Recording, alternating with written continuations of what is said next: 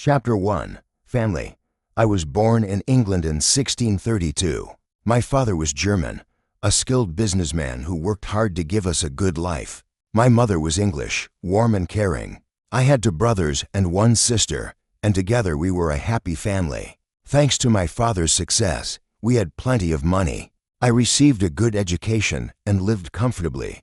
But I had a dream that set me apart. I wanted to travel by sea. I longed to explore the world, to see places far beyond England. My father was a good man who only wanted the best for me, but my dream wasn't his. He saw the sea as a threat, not an adventure, and it made him unhappy. The tension between us grew, and the situation at home wasn't easy. When I turned 18, he called me to his room one day. His voice was serious as he said, "I need to speak with you." When I stepped inside, he looked at me and asked, "Why do you want to travel by sea?" Before I could answer, he continued, "It's dangerous. It's not comfortable. You could die." His voice broke, and tears filled his eyes. I thought about his words. He was right. Traveling by sea was dangerous. It wasn't comfortable, and I could die. But it was also exciting. I imagined visiting new countries, meeting new people, and living a life full of adventure. That dream stayed with me every day, making it hard to stay content at home. I tried talking to my mother about it. "I want to travel by sea so much." I told her, "I want to see the world. Please help me convince Father." She loved me dearly, but she agreed with him. "The sea is dangerous," she said gently. "Staying in England is the best life for you." I felt trapped. A year later, on September 1st, 1651, I visited Hull, a town in England. There, I met a friend whose father owned a ship. They sailed often, and their next journey was to London. "Come with us," my friend said with a grin. I wasn't prepared, no experience, no plan, but I thought, this could be my chance to see if the sea is for me. So I said yes and joined them. It was my first journey by sea, and I was overjoyed. The first hour was thrilling, the wind in my hair, the waves beneath us, the world stretching out ahead. But then trouble came. A storm appeared, creeping closer and closer.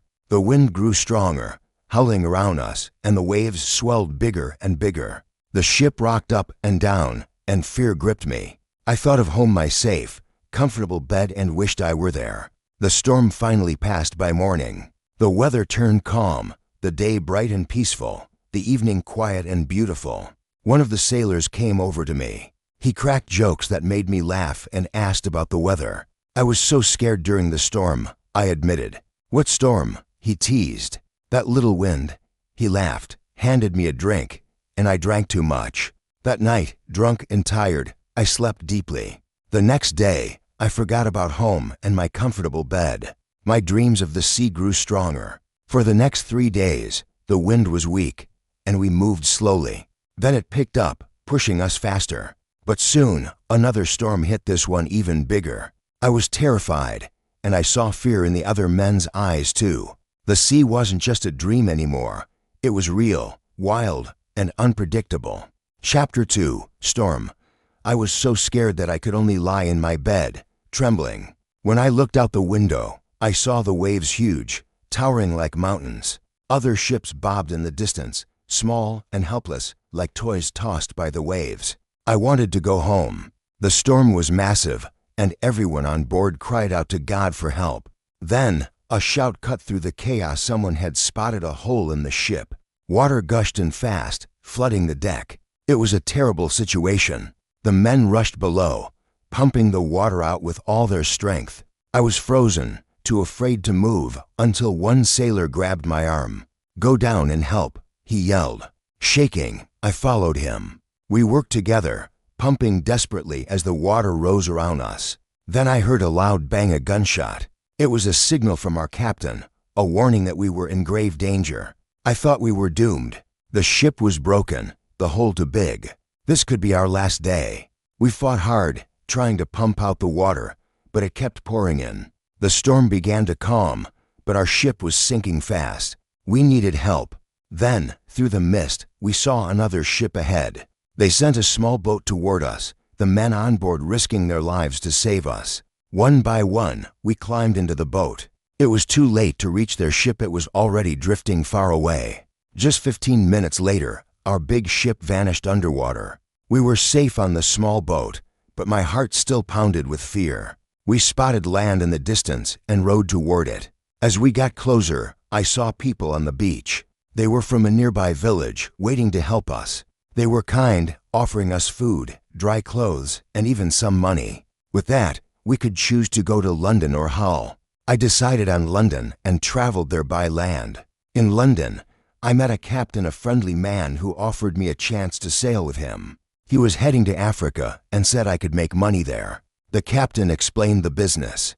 Buy things cheap in England, he told me, and sell them in Africa, where they're rare and expensive. He listed what people in Africa needed, things no one made there.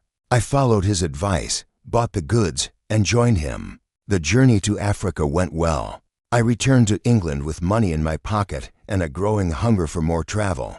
I wanted to do more business and learn to sail a ship myself.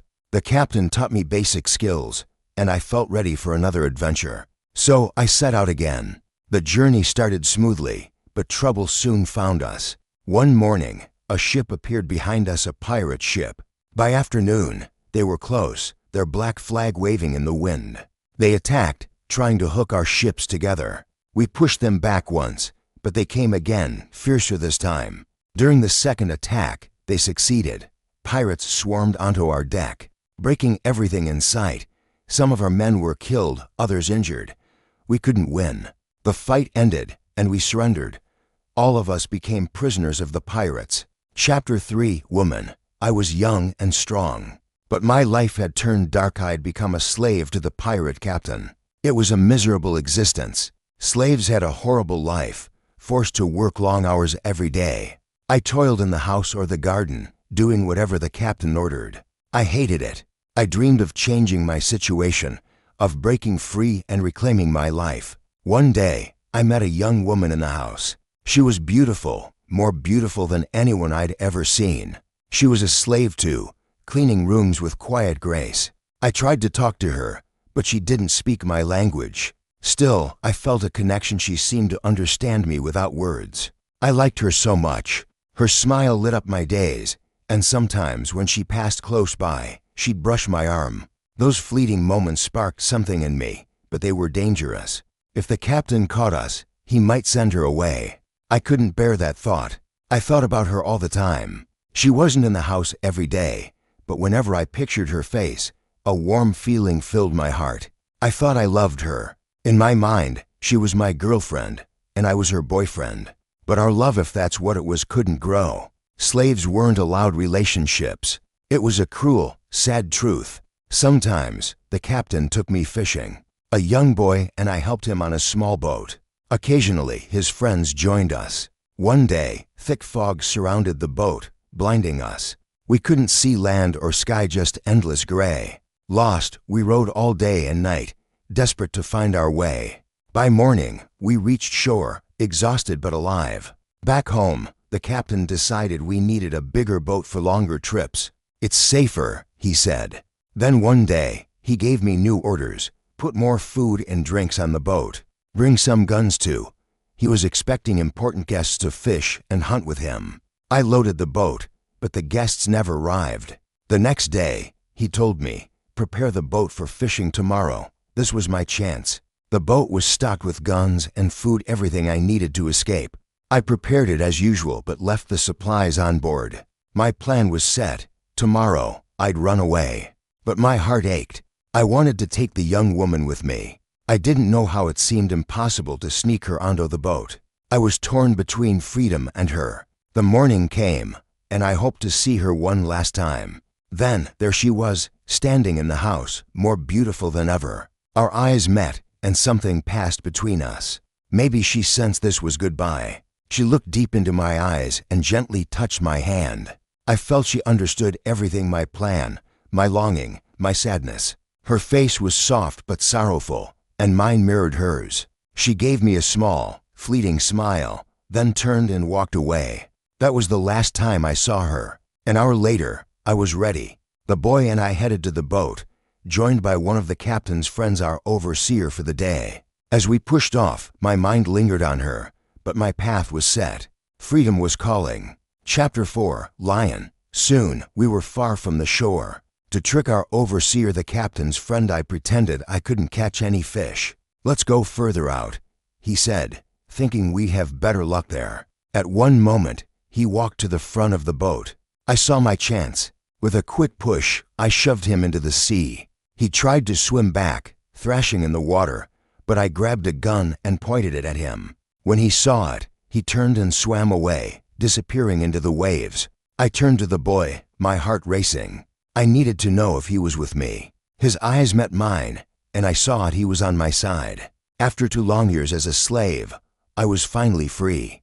We rowed as fast as we could, the wind strong in our favor. By the next day, we were far from the pirates' land, but fear still gripped me. I didn't want to be caught again. For 5 days, I refused to let the boy stop the boat, pushing us onward through exhaustion. On the 6th day, I felt safer. We steered the boat close to land and spotted a small river. We didn't know where we were, but we needed fresh water. We waited until dark to row up the river, hoping to find water not mixed with the sea. Then, strange noises pierced the night, horrible, wild sounds. The boy froze, too scared to go on. I was scared too. We stayed on the boat near the riverbank, but sleep wouldn't come. Animals came to the water's edge, their growls and splashes echoing around us. Suddenly, one animal started swimming toward us. The boy whispered, "Let's go," but I didn't want to flee. I grabbed a gun and fired. The shot rang out, and the animal turned back to shore. The others scattered, frightened by the noise. We stayed on the boat until morning, tense and watchful. At dawn, we ate some bread to calm our nerves. Then the boy said, "I want to go to the beach." I agreed. We took 2 big bottles, filled them with fresh river water, and stepped onto the sand. The boy wanted to explore inland, but I stayed on the beach. I didn't want to lose sight of the boat. He went alone and returned after a while, grinning. In his hands was an animal that looked like a chicken. "Look," he said, excited. I smiled too. Now we had good meat and fresh water. I still didn't know exactly where we were, only that we were somewhere along the coast of Africa. I hoped we'd find an English ship soon. The land felt empty. We saw no people, only heard wild animals in the distance. One morning, as we went for more water, we froze. A lion stood on the beach, massive and fierce, just 20 meters away. The boy's eyes widened in terror. When the lion saw us, it charged, its paws pounding the sand. We had no time to run. I grabbed my 3 guns. The first shot hit its leg, slowing it down. The second struck its head, and it roared in pain. The third bullet finished it. The lion collapsed, dead. We couldn't eat the meat. It wasn't safe. But I wanted its skin. We dragged the heavy hide onto the boat, laying it out to dry in the sun. Soon, it was ready, a trophy of our survival. Chapter 5, Ship. For the next 10 days, we continued our journey along the coast. We only stopped when we needed fresh water, keeping the boat moving day and night. Soon, we noticed signs of life on the land. One day, we saw a large group of people on the beach, men, women, and many children watching us curiously. I wanted to stop and approach them, hoping for help or friendship, but the boy shook his head, his eyes wide with fear. "No," he whispered. "They might hurt us." The people on the beach seemed friendly. 2 men ran into the forest and came back with food, signaling for us to take it. They started to swim toward us, but we didn't know how to reach them safely. Seeing our hesitation, they placed the food on the ground and stepped back. When they were far enough away, we rowed to shore and took it. The food, fruits, and dried meat made us feel less afraid. Slowly, the people approached us again. We thanked them with smiles and gestures, though we had nothing to offer in return. Suddenly, 2 wild animals burst from the forest, charging toward the group. The people screamed and scattered. One animal lunged at a young girl, its claws outstretched. I grabbed my gun and fired. The shot hit the beast, and it fell dead. The second animal, startled, turned and fled into the trees. The people froze, shocked by the gunshot and the sight of the dead animal. Then they saw the girl, safe and alive, and their faces lit up with relief. They thanked us over and over, bringing more food and water to our boat as a gift. Now we had plenty to last us. For another 10 days, we sailed on without stopping. We passed small islands, and I thought about exploring them. But just then, the boy shouted, pointing at the horizon. "A ship!" he cried, his voice trembling. He feared it was a pirate ship, come to capture us again. I squinted at it and saw a flag. It was Portuguese, not pirate. Relief washed over me, but they hadn't noticed us yet. I fired a gun into the air. The sharp crack echoed, and soon, the ship turned toward us. Before long, we were aboard the Portuguese vessel. The sailors spoke Portuguese, Spanish, and French languages I didn't understand. Luckily, a Scottish sailor stepped forward. In English, I told him our story, our escape, our struggles, our survival. He translated for the crew, and they softened, treating us with kindness. They agreed to take me and the boy with them. We were overjoyed. I offered our belongings to the captain as thanks, but he refused. "No," he said through the Scotsman. "I'll pay for them." It was a generous offer. I suggested he buy our boat instead, setting a fair price, half its usual value, and letting him take the rest of our things for free. He nodded, pleased with the deal. Then he mentioned training the boy as a sailor. I didn't like that idea. The boy was too young, I thought, and he deserved freedom, not another life of service. After all we'd been through, I wanted him to choose his own path. Chapter 6. Wife. The boy chose to stay with the captain. He wanted to be a sailor, so he began his training on the ship. Meanwhile, the Portuguese vessel carried us toward Brazil. After 22 days at sea, we arrived. I said goodbye to the boy and the sailors, stepping onto the shores of this new land in South America. Brazil was a fresh start for many people and for me too. I didn't know anyone there, but soon I met friendly people who owned sugar plantations. They welcomed me, and I began to like Brazil more each day. I learned the language quickly and settled into my new life. With the money I'd earned from selling the boat to the captain, I bought a small piece of land. I started growing sugar. The first 2 years were slow. I didn't produce much, but then my plantation took off. It grew fast, and so did my income. I was single, but my life was good. I was independent, and my financial situation improved every month. Taxes in Brazil were low, and the society was new, with few strict rules from the government. Before long, I had enough money to hire someone to clean my house. I asked my friends if they knew a good woman for the job. One friend smiled and said, "I have a daughter. She's 18 years old, and I think she could work for you. She's also a great cook."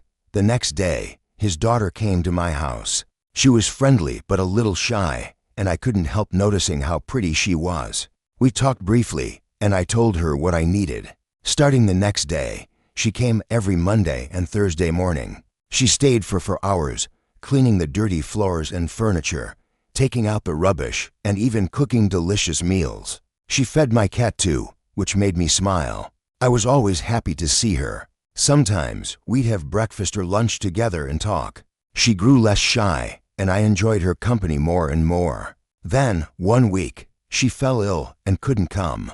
My house felt empty without her. I missed her laughter, her quiet presence. A strange feeling settled in my chest. I realized I might be falling in love with her. A week later, she returned. My heart lifted when I saw her at the door, and I could tell she was happy to see me too. Without thinking, I hugged her. Then I kissed her. It was a long, warm kiss, full of everything I'd been holding back. 2 weeks later, I went to her father's house. Nervous but determined, I asked, "May I marry your daughter?" He was silent for a moment, and I held my breath. Then he nodded and said, "I agree." I felt like the happiest man alive. 2 months later, we married. My friend's daughter became my wife, and we started planning our future together. This was the best time of my life. We dreamed of a family and expanding our plantation. But we needed a bigger house, and that meant more money. I thought about the business in Africa, how I'd made good money there before. It could be a quick way to grow our wealth. I talked to my friends about it, and some of them liked the idea. A new adventure was calling, and I wondered where it would take us. Chapter 7. Hurricane. One day, 3 of my friends came to our house. "We're going to Africa," they said. "Will you come with us?" I thought about the money we could make and answered, "Yes, I want to go with you." We began preparing for the journey, gathering everything we'd need. Soon, we were ready. I hugged my wife goodbye, promising to return in 2 months. On September 1st, 1655, we left Brazil. Our ship was large, loaded with goods for trade cups, glass, mirrors, knives, and more, but there were only 17 of us on board. The weather was good at first, though very hot.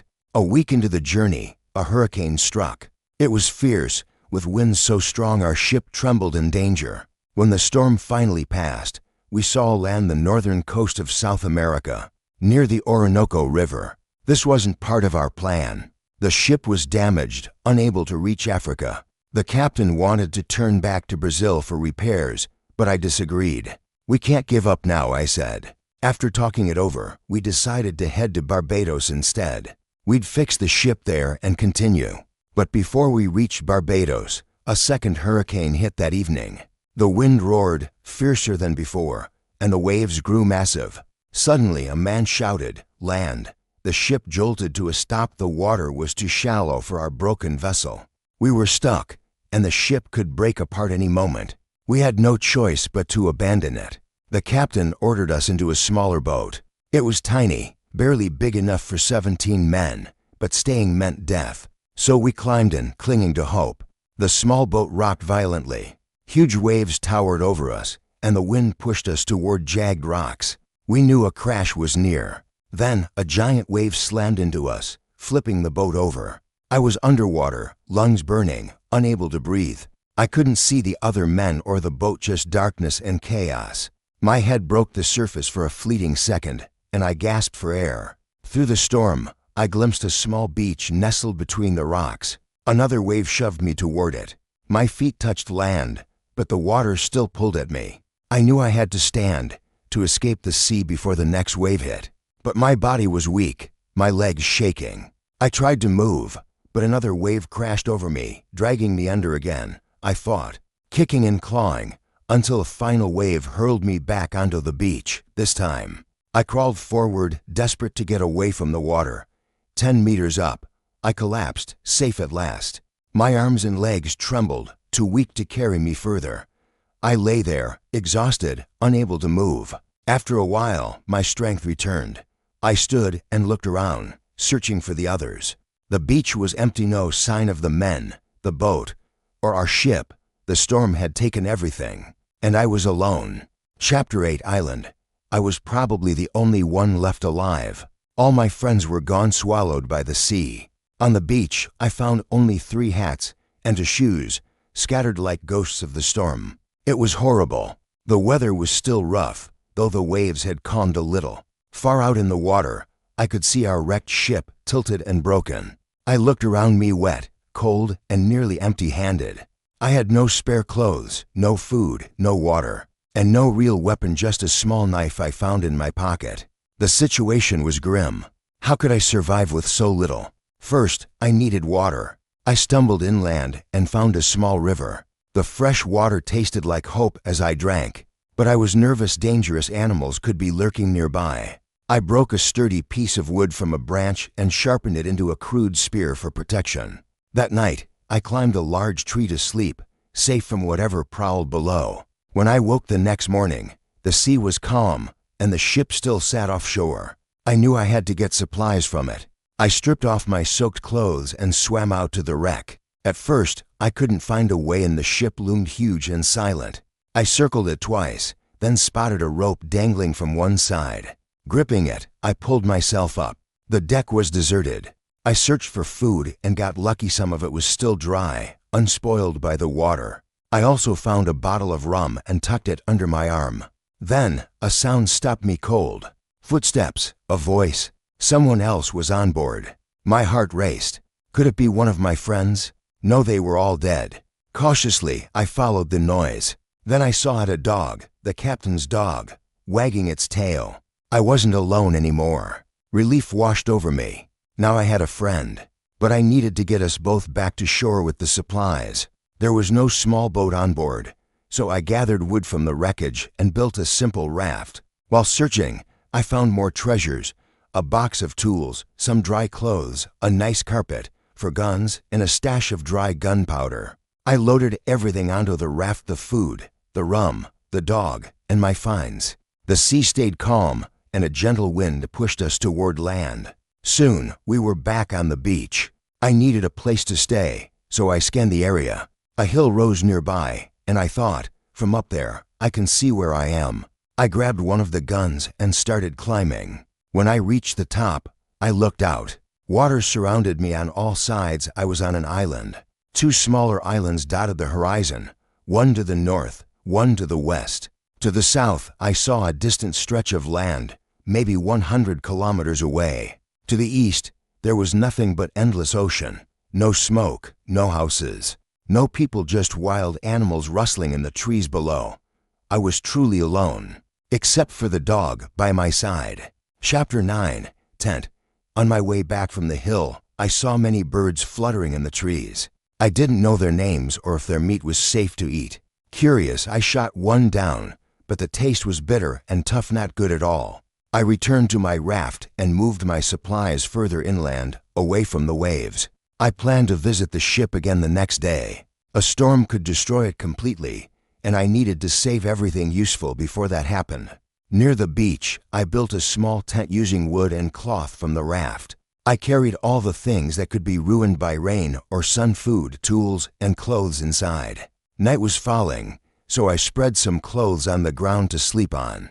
For safety, I placed 2 guns by my left shoulder and to by my right. With weapons all around me, I felt secure. The day's work had worn me out, and I fell asleep fast. The next morning, I swam back to the ship and built a second raft. I loaded it with treasures, 7 new guns, some bedding, and more tools. I rowed everything safely to the beach. The day after, I returned again, bringing back useful items like a stack of candles perfect for the dark nights ahead and 2 big boxes of tea. I made many trips to the ship, each time finding something new. One day, I discovered a locked box. Underneath it, I found a key. Inside were coins from Europe and Brazil, useless on this island, but I took them anyway. I also found a deck of playing cards with pictures of kings and queens. They could keep me entertained. Then, one afternoon, I noticed big, dark clouds gathering in the sky. They grew larger, and the wind picked up, howling stronger by the hour. A storm was coming. I visited the ship, but didn't build a raft that day. It would break apart in rough water. I swam back to shore just in time. That night, the wind roared fiercely, but I was safe in my little tent. When I woke the next morning, the ship was gone, swallowed by the sea. I realized I might be stuck on this island for a long time. I decided to make a proper home somewhere safe and comfortable. A cave might work, or a bigger tent. Maybe both. I needed a spot near fresh water, shaded from the sun, easy to defend, and with a view of the sea. I wanted to spot any ships that might pass by. After searching, I found the perfect place next to a big hill. The hill shielded one side, and I built a strong fence around the others. I didn't make a door instead. I used a ladder to climb over the fence. It felt like a fortress. I moved all my things inside and started planning more. I built 2 tents, a big one for protection and a smaller one inside it for sleeping. The outer tent would guard my supplies from rain and wind, while the inner one kept me cozy.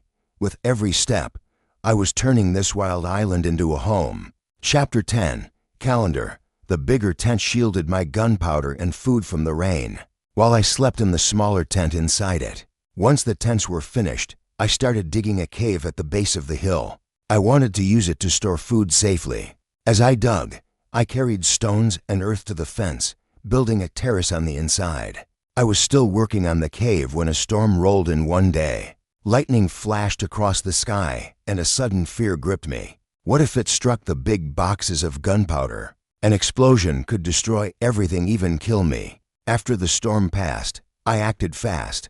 I opened the gunpowder boxes and divided the powder into smaller bags and containers. For 3 days, I hid them among the rocks around my camp. It was hard work, but it kept me safe. To break up the labor, I hunted each day. It gave me fresh meat and a chance to explore the island.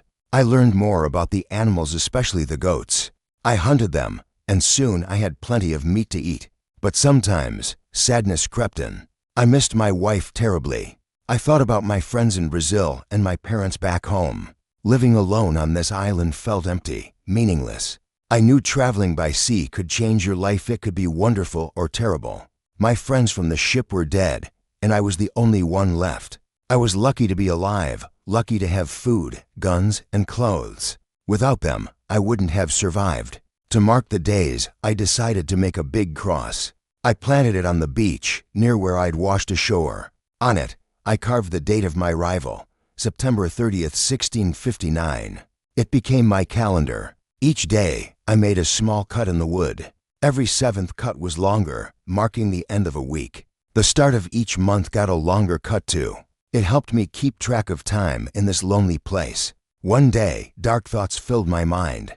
I felt trapped and hopeless. To fight them, I made a list of the good and bad in my life. The bad, I was alone, with no one to talk to, and little chance of seeing England again. The good, I was alive, safe and free. I had food to eat and a dog for company.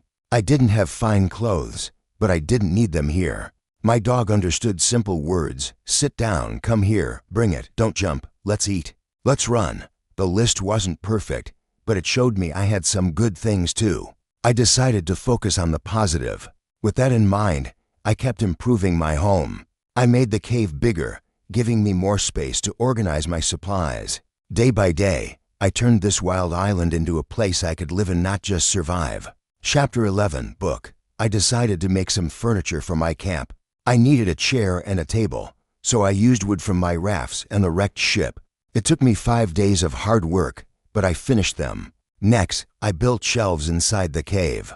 I placed my tools on the shelves and stored my clothes and guns there too. I hung some guns on the walls for easy reach. When it was done, I felt proud. Everything was neat and organized. I could find what I needed without trouble. Then I had an idea. I'd write a book about my life on the island. I wanted to record my days, starting from the moment I arrived. I wrote down everything I could remember, every detail, every thought. Putting my feelings on paper helped me feel better. At first, I wrote 1 page a day, but as I caught up to the present, I slowed to 1 page a week, noting only the big events. My days began to feel similar, but they were never boring. There was always something to do.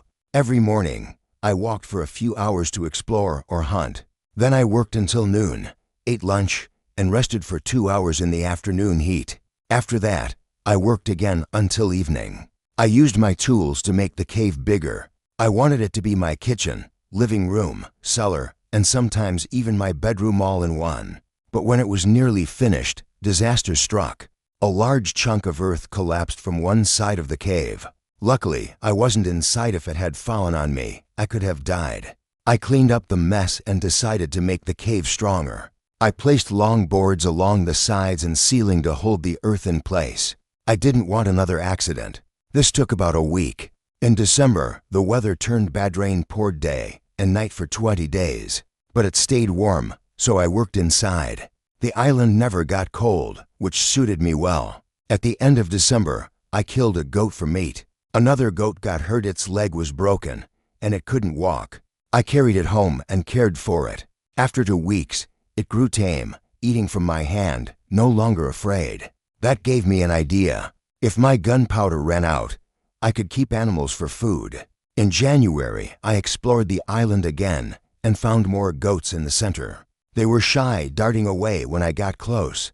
I wanted to domesticate them, but I needed a plan. The next day, I returned with my dog, my hunting partner.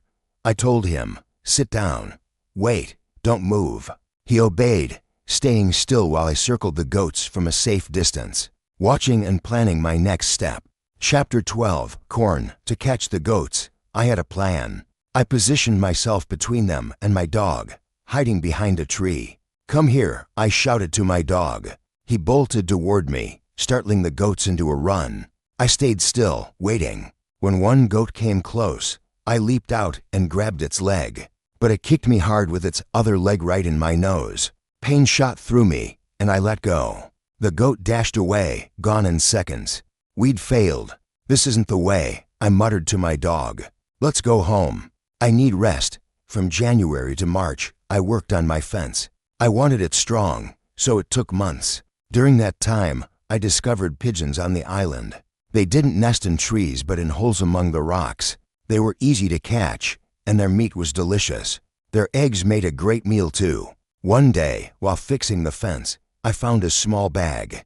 I remembered it once held corn, but now it was just leaves and dust.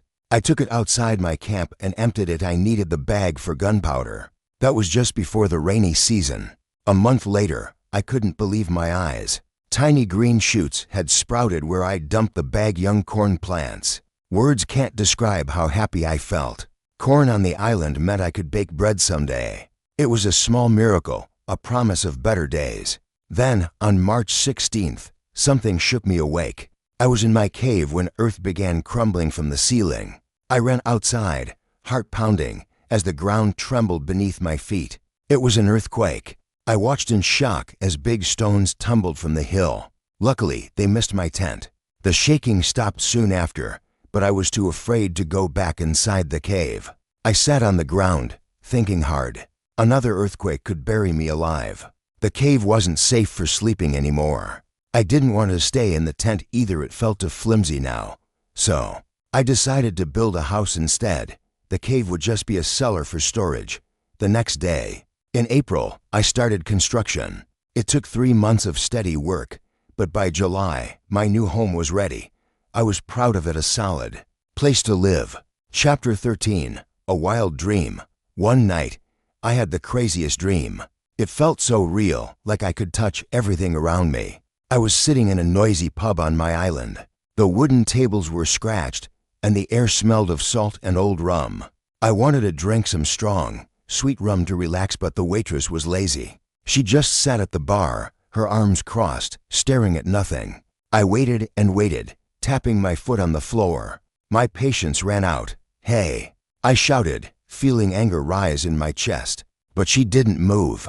Then the pub door creaked open, and my wife walked in. Her face was serious, her eyes sharp.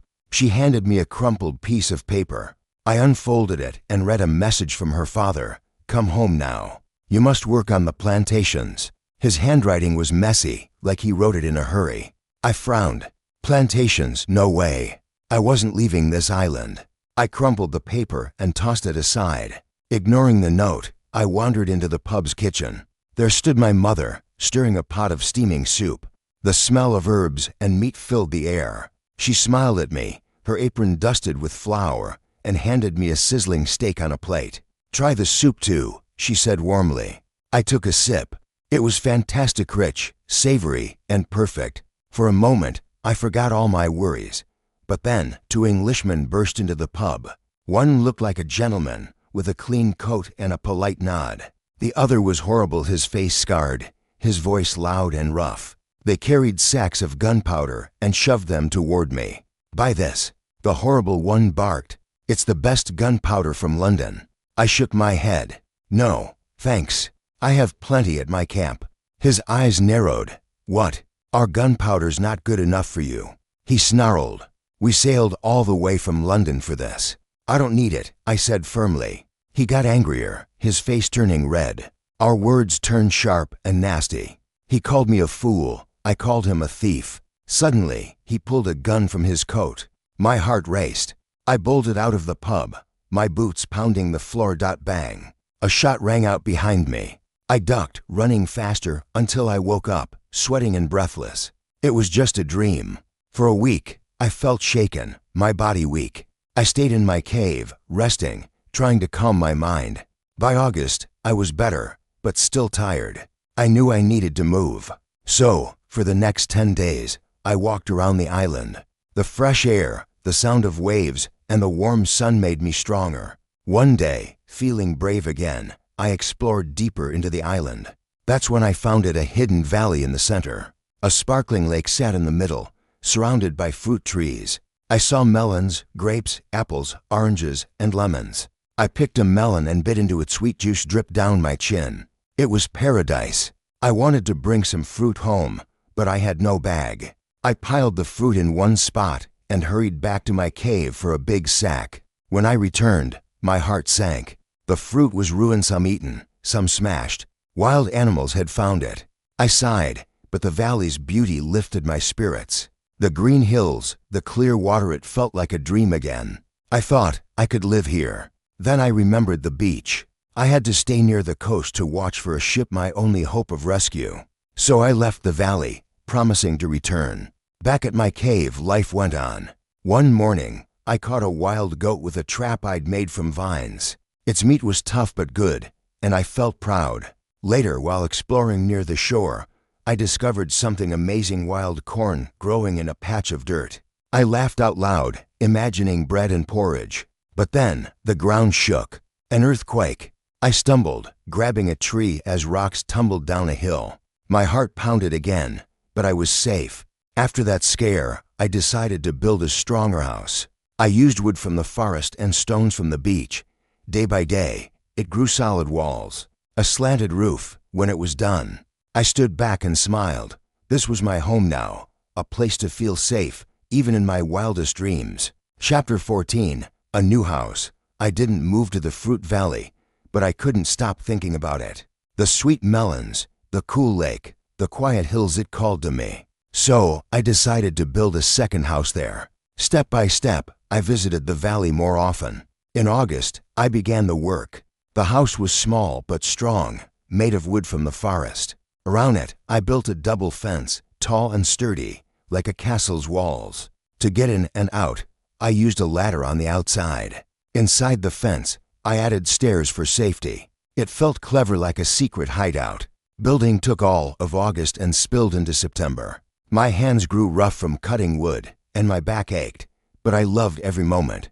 The valley gave me energy. The air was fresh, the fruit was sweet, and I felt healthy and strong. At night, I'd sit outside my new house, watching the moon glow and the stars sparkle. They looked so close, like I could touch them. I thought about my wife and my family in England. Were they looking at the same moon? The same stars? I missed them deeply. My heart felt heavy, but also warm. I imagined them safe and happy, and I whispered a wish for their peace. Sometimes my thoughts grew bigger. I pictured all the people around the world staring at that same sky: farmers in green fields, sailors on stormy seas, children in faraway villages. I felt connected to them, to the whole universe. Then I thought about God. Questions swirled in my mind. Why am I here on this island? Why am I alive when my friends are gone? I asked him silently, staring at the stars. No answers came, but I trusted God. I believed he had a plan, even if I couldn't see it. Then the rainy season arrived. Water poured from the sky, soaking the island from late September to mid-October. It was my first year here, and the rain felt endless. When it finally stopped, I returned to my valley house. I gasped at what I saw. The fence was covered in green. New leaves had sprouted everywhere, wrapping the wood in a living blanket. It was beautiful and useful. The thick leaves hid my house like a secret. They cast cool shadows, making it a perfect place to rest. I decided to copy this idea for my first house near the beach. A green fence would keep it safe and hidden too. With the rains gone, I turned to my corn seeds. I'd found wild corn months before and saved the seeds carefully. Nervous, I planted only half of them in the dry soil. I worried animals or bad weather might ruin them. Sadly, I was right. None of those seeds grew. The ground stayed bare, and I felt a pang of disappointment. But I didn't give up. Before the next rainy season, I planted the other half. This time, they sprouted. Tiny green shoots poked through the dirt, growing tall and strong. I smiled, proud.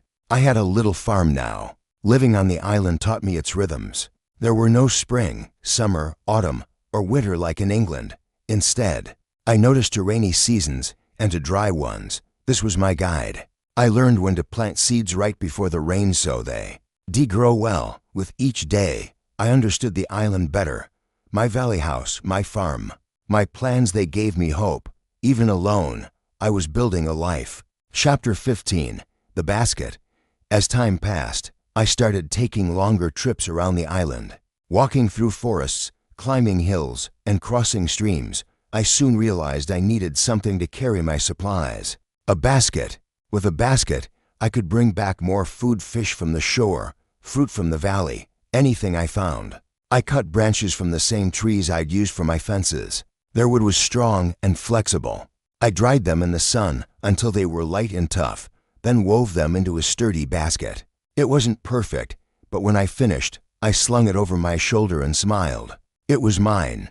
Basket in hand, I set off on a longer journey. I passed through the valley where my second house stood, its green fence glowing in the sunlight. Beyond the valley, I discovered something new: wide, flat fields of grass stretching out like a carpet. Flowers dotted the ground, their sweet smell filling the air.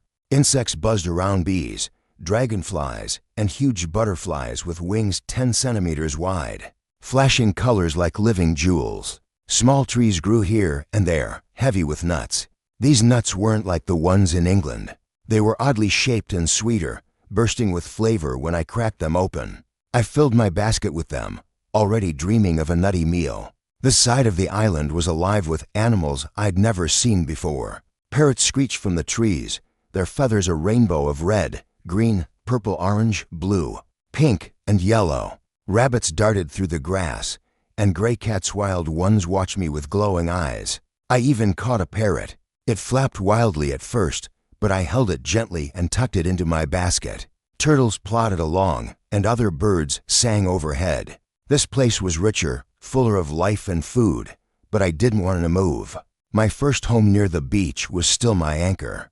On the way back, my dog surprised me. He chased down a young goat, his barks echoing through the trees. I ran over and pulled him off. The goat trembled, its big eyes staring at me. I couldn't leave it. "You're coming with me," I said softly. I decided to keep goats now. This was my chance. I left it in the valley house for the night, planning to build a pen at my first home later. The trip exhausted me. My legs ached, and my arms were sore from carrying the basket. I spent the whole next day resting. I built a small cage for the parrot, naming him Pole.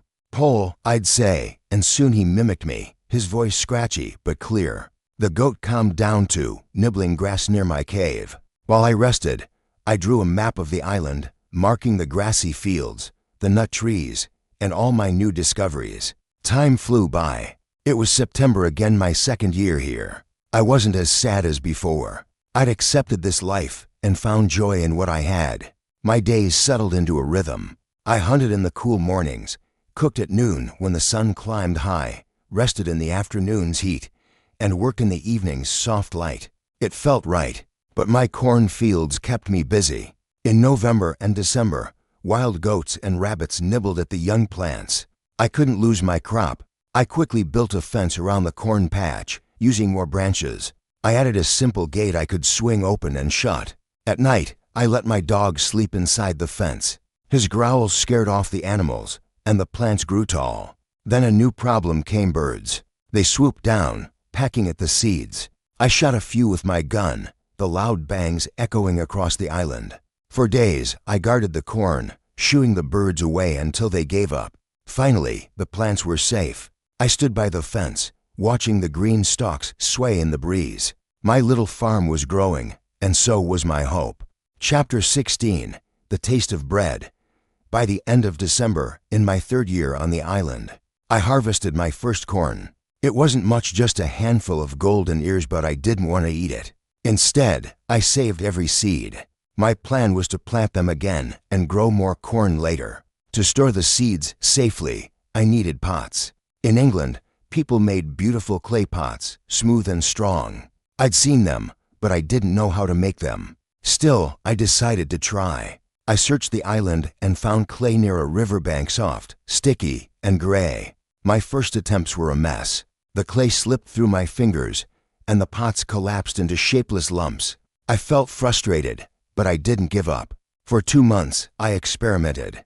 I shaped the clay, dried it in the sun, and tried again when it crumbled. Finally, I succeeded. I made 2 large pots. They weren't pretty, but they were solid. To protect them, I wove round baskets from dried branches and stuffed dry grass between the baskets and pots.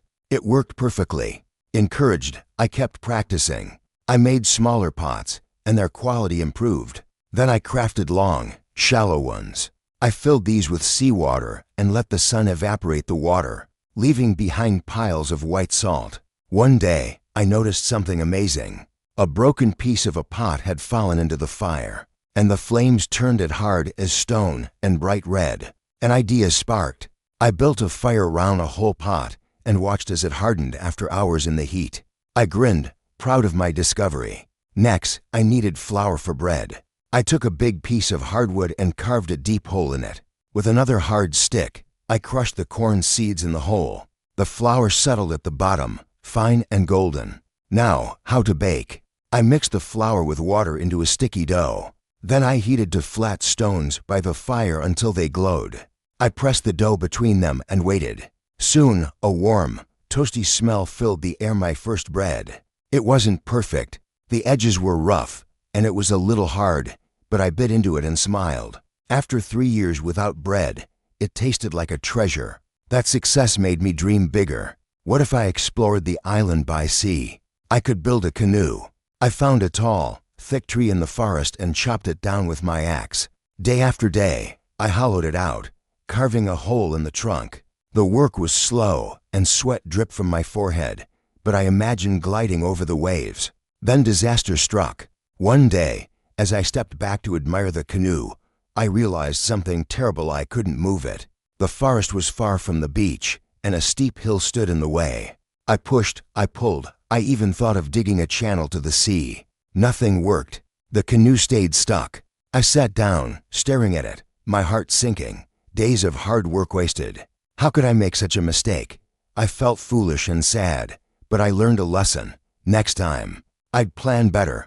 For now, I had my bread, my pots, and my island. That was enough to keep me going. Chapter 17. The Canoe Adventure. In my 4th year on the island, my clothes were falling apart. The fabric was thin and torn, faded by the sun and soaked by rain. I needed something new. So I started using animal skins, goats, and rabbits I'd hunted. I stitched a cap and rough clothes from them. They weren't soft, but they kept me cool under the blazing sun and dry during heavy storms. Still, I wanted more protection. An umbrella. It took days of trial and error, weaving branches and stretching skins, but I made one. When I held it up, shielding myself from the rain, I felt proud. Life on the island was good. I had everything I needed. 5 more years passed. By then, I'd mastered my daily tasks: hunting, cooking, building. But I longed to explore the sea again. My first canoe had failed, stuck in the forest, so I planned better this time. I built a smaller canoe, light enough to carry. I carved it from a tree near the beach, hollowing it out with steady chops of my axe. When it was done, I loaded it with food, water, and tools, my heart racing with excitement. I wanted to paddle around the island and see it all. The trip began on June 6th, my 6th year here. I pushed the canoe into the waves, gripping the paddle tightly. At first, it wasn't easy. Sharp rocks jutted out of the sea, and I steered carefully to avoid them. Then disaster struck. A strong current grabbed the canoe, pulling me away from the island. The shore shrank smaller and smaller as the water dragged me toward the open sea. Panic gripped me. My food and water wouldn't last long out there. I'll die, I thought, my stomach twisting with fear. For 2 hours, I fought the current, my arms burning as I paddled against its pull. Sweat stung my eyes, but finally I broke free. The island loomed closer again. Exhausted but alive, I felt stronger than ever, stronger than the sea itself. I continued along the coast and soon found a small river flowing inland. I paddled up it, curious, but the river narrowed fast. Stones blocked my path, scraping the canoe's sides. I couldn't go further. I climbed out, leaving the canoe wedged between rocks, and explored on foot. This area wasn't far from places I knew. After some walking, I even found the path to my valley house. Relief washed over me, but I was so tired my legs shook. I sat against a tree and fell asleep, the sound of the wind in my ears. A voice jolted me awake. "Robinson, where are you?" "Robinson," it called. My heart pounded. I was alone, wasn't I? Then I looked up. There, perched on a fence, was Pole, my parrot. His colorful feathers glinted in the sun as he tilted his head, mimicking my voice perfectly. I'd taught him those words long ago, and he said them just like me. I laughed, surprised and happy. "Pole, what are you doing here?" I said, though he just squawked back. Hearing someone or something speak to me warmed my lonely heart. I left the canoe, where it was, and walked home with Pole on my shoulder.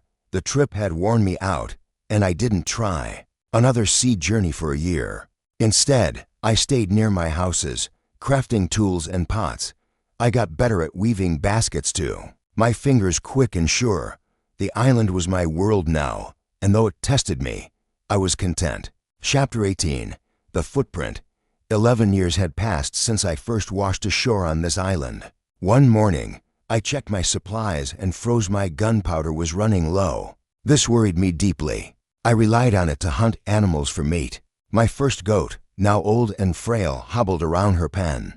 I'd hoped to breed her, but it was too late. When she died peacefully one day, I felt a pang of sadness. I couldn't bring myself to kill her anyway. Her gentle eyes had won me over. But with less gunpowder, I needed a new plan. Tomorrow, I decided, I'll make traps. At first, my traps failed. Branches snapped and ropes tangled. But I kept trying, and soon I caught 3 young goats, 1 male and 2 females. I brought them home, their small hooves kicking as I carried them. I penned them in a tiny fenced area, but they jostled each other, cramped and restless. So, I built a bigger space. For 3 months, I hauled logs and wove branches, creating a wide pasture with plenty of grass and a trickling stream. The goats settled in, growing tame. Before long, they nibbled grass from my hand, their warm noses brushing my fingers. In 2 years, my herd grew to 12 goats. By the 3rd year, I had over 20. Their milk flowed freely, and I had meat when I needed it. I even experimented churning butter and pressing cheese.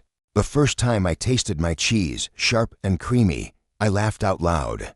My table was full now. Around me buzzed Life, my old dog, wagging his tail, the goats, bleating softly, and Pole, my parrot, chattering from his perch. Yet, one thing gnawed at me. I had no one to talk to. One day, I walked toward the sea, where the strong current had once nearly swept me away. As I trudged along, I caught my reflection in a puddle. What a sight! My big hat, short jacket, and trousers all stitched from animal skins hung loosely on me. Goat hides wrapped my feet, rough but warm, since I had no shoes. 2 belts crisscrossed my chest, one for my gun and knife, the other for my dwindling gunpowder. A basket bounced on my back, and my umbrella shaded my wild, tangled beard. The island had changed me into someone new, someone rugged and strange. I headed to the beach to check my canoe, my bare feet sinking into the sand. Then I stopped dead. There, in the wet sand, was the clear mark of a human foot. My breath caught.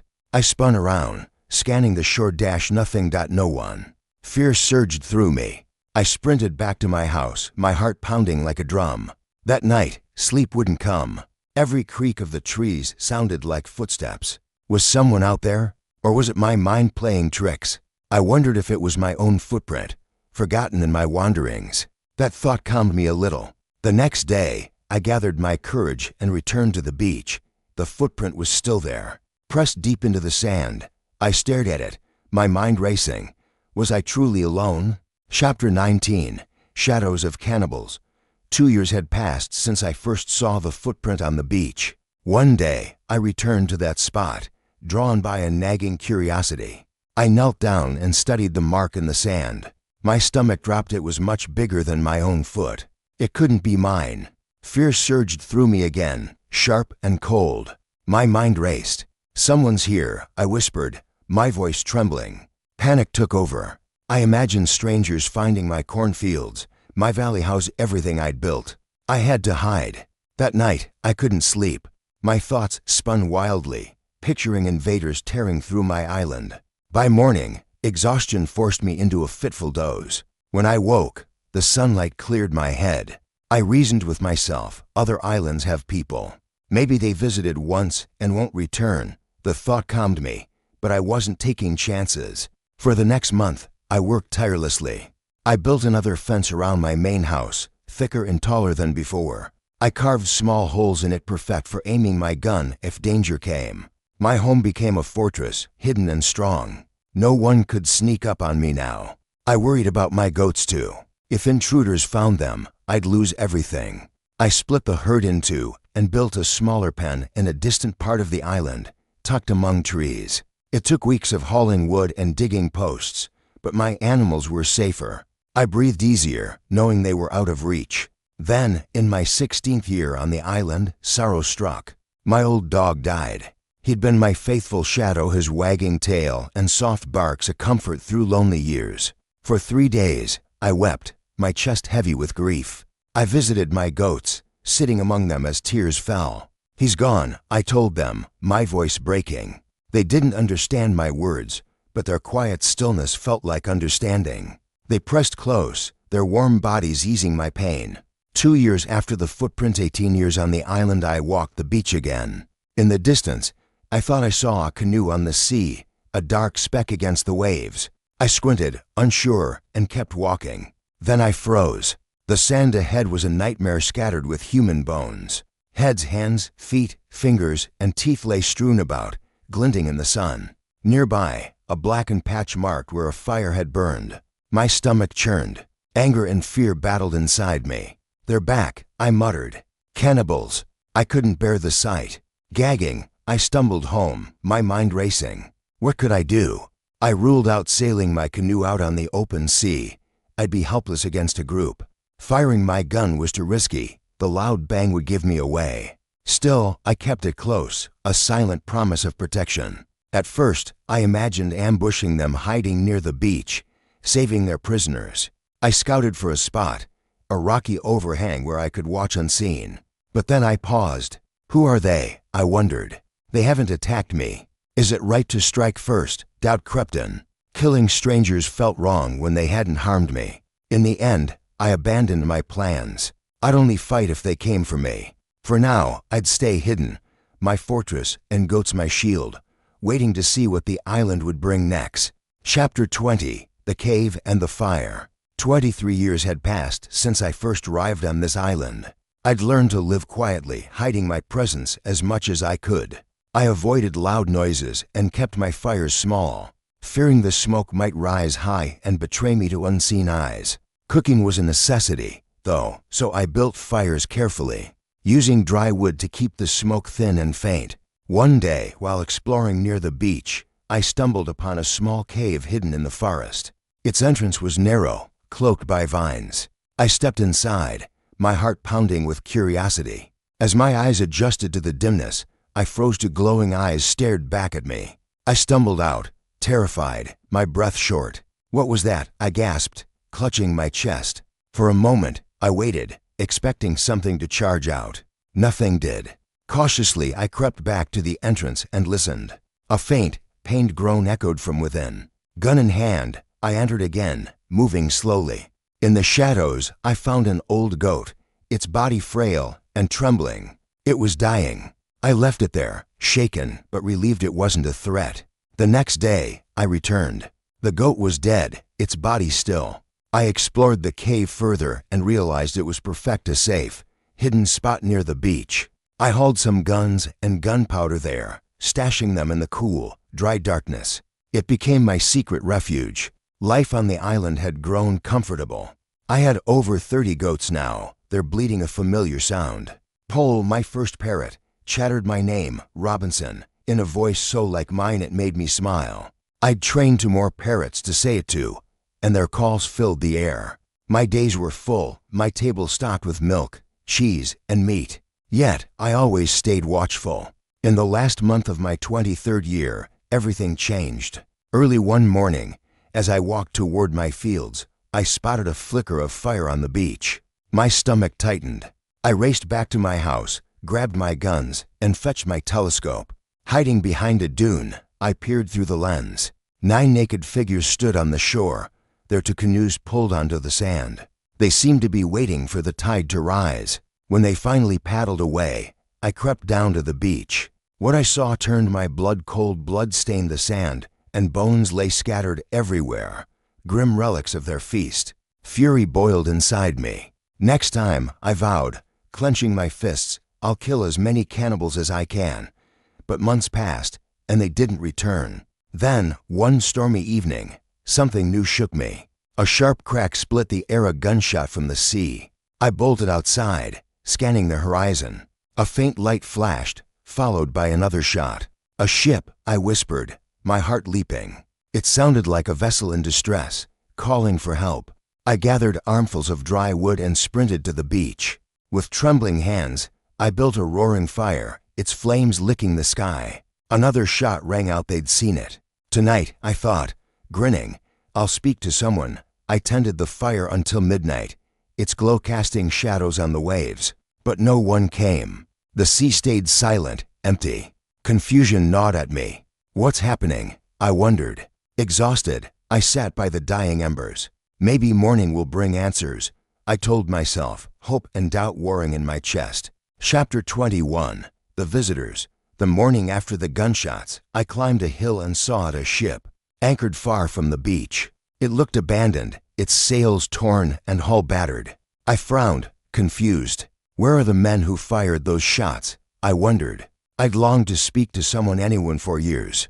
The silence of the island weighed on me. Determined, I dragged my canoe to the water and paddled out, my arms straining against the waves.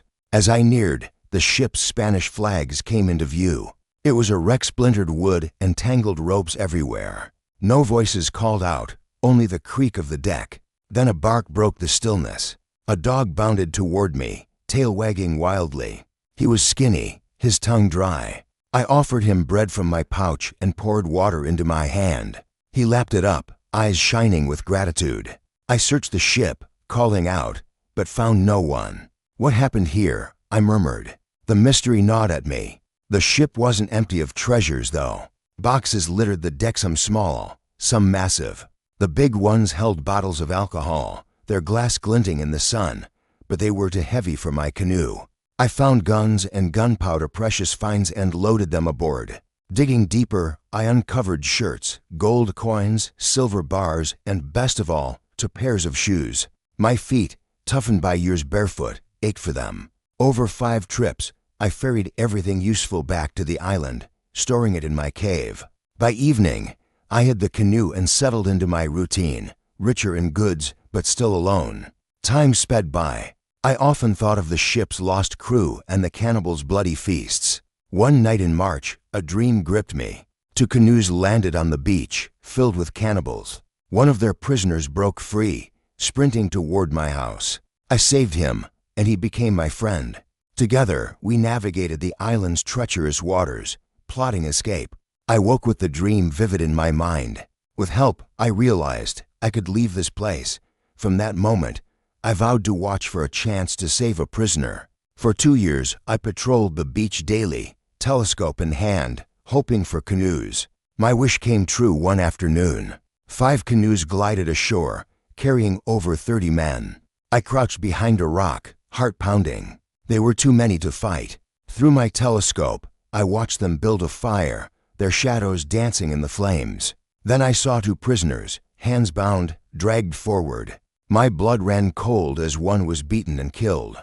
His body torn apart, the cannibals smearing his blood on their skin. It was a savage ritual, real. Not a play. Horror churned in my gut, but I was powerless. The second prisoner waited, head bowed. Suddenly, when the cannibals turned away, he leaped up and ran. He bolted toward me, his legs pumping desperately. I raced to the beach and ducked behind a tree. Only 2 cannibals pursued him, their shouts echoing. This was my chance. The man's breath came in gasps, his face tight with fear. The cannibals gained on him, their speed outmatching his. I gripped my gun, ready to act. Chapter 22. Friday, my friend. Hidden behind a tree, I gripped 2 loaded guns, my heart racing. The prisoner sprinted straight toward me, his breath ragged, but he didn't see me in the shadows. I held still as he darted past. Then the first cannibal charged close, his footsteps thudding on the sand. I leaped out, startling him. His eyes widened in shock. Bang. I fired, and he crumpled to the ground. The second cannibal saw it and raised his bow, an arrow aimed at me. I had no choice. Another shot rang out, and he fell too.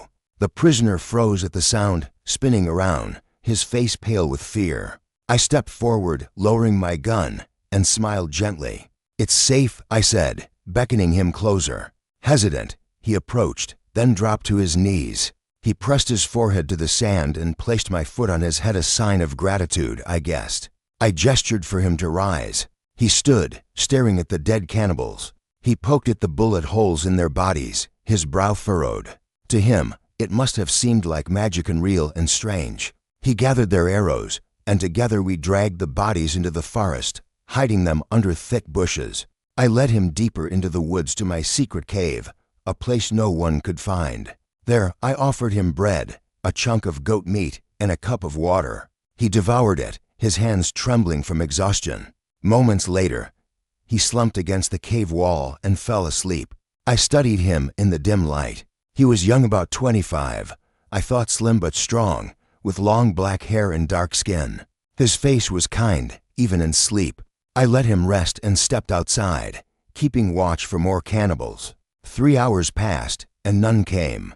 When he awoke, he emerged from the cave, his eyes bright with relief. He gestured wildly, showing his joy at being alive and safe. I smiled and spoke to him slowly. "I'll call you Friday," I said, pointing to him. It was Friday, the day I'd saved his life. "I'm Robinson," I added, tapping my chest. I taught him yes and no, nodding and shaking my head. He mimicked me, eager to learn. We stayed in the cave that night, the air cool and quiet.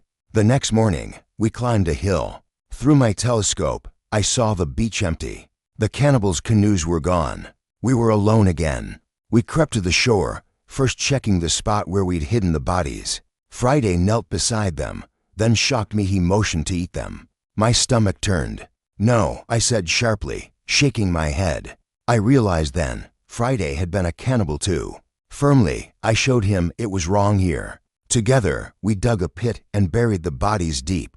At the beach, the sight was grim. Bones littered the sand, stained red with blood. I asked Friday to gather the remains. I built a towering fire, and we burned them, the flames swallowing the horror. Back at my house, I set up a small tent for Friday between the two fences around my home. At first, I took his weapons, a bow and arrows, fearing danger. But soon, I saw I didn't need to. Friday was honest and good, like a child looking up to me. I became like a father to him. Over time, he proved his loyalty. Once, he shielded me from a falling branch, risking himself without a thought. My heart swelled. I wasn't alone anymore. I began teaching him, eager to share my world. "Hi," I said, waving. "Hello, bye, thank you." He stumbled at first, his tongue tripping over the unfamiliar sounds, but I was patient. His eyes lit up with every new word, and I grinned. After so long, I had someone to talk to.